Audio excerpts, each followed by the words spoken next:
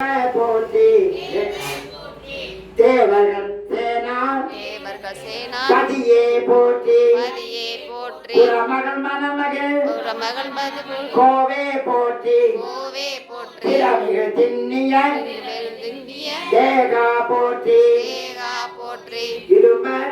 இரும்பாயுதனே இரும்பா போற்றி கடம்பா போற்றி கந்தா போற்றி வெற்றி புனையும் வேலே போற்றி உயகிரி கனக சரிகோர் அரசே மயிலென மிடுவோய் மலரடி சரணம் சரணம் சரணம் சரவண பவவோம் சரணம் சரணம் சண்முகா சரணம் சரணம் சரணம் சரவண பவவோம்.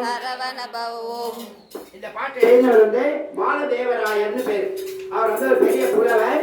அவருக்கு அல்சர் மாதிரி நோய், அதாவது எதுவுமே சாப்பிட முடியல, அவரால் ஒன்றும் செய்ய முடியல. அவர் என்ன பண்ணாரு, தற்கொலை பண்ணிக்கணும் முயற்சி பண்ணார். தற்கொலை பண்ணா அது ஒரு பாவம் வரும். அதுக்காக என்ன பண்ணாரு, கடல்ல போய் எங்கேயாவது கங்கை இந்த மாதிரி புண்ணிய நதியில இடத்துல போய் குதிச்சிடலாம் அப்படின்னு திருச்செந்தூர்ல வந்து இந்த கடல்ல போய் குதிக்க போனார்.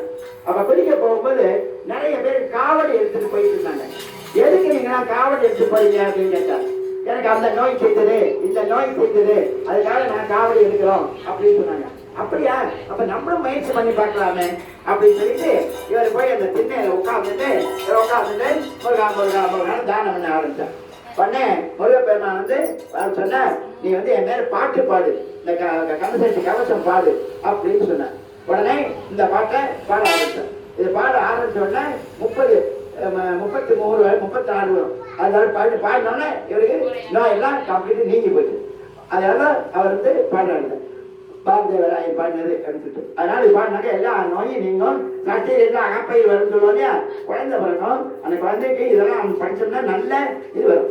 அது மட்டும் இல்லை, நான் 5 பூஜை சொன்னேன் இல்லையா, அதே போல அந்த செய்யக்கூடாத குற்றம் பஞ்சமா பாதகம்னு சொல்லுவோம்.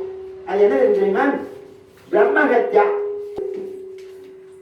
ஸ்தேயம் திருடுறது, பூர்வங்கனாகம தவறான காமம், 4 இருக்கு. 5வது எதுன்னா சம்சர்க்கத்தாவது கைசுக, அவங்களோட சேர்றது, அவங்களுக்கு உதவி செய்யறது. பேப்பர்ல எவ்வளவு படிக்கிறோம், கைக்கு காசு இல்லைன்னு சொல்லிட்டு குடிக்கிறதுக்கு காசு இல்லைன்னு அம்மாவை பண்ணா, அப்பாவை பண்ணா, புருஷன் சொன்னா, மனைவி எவ்வளவு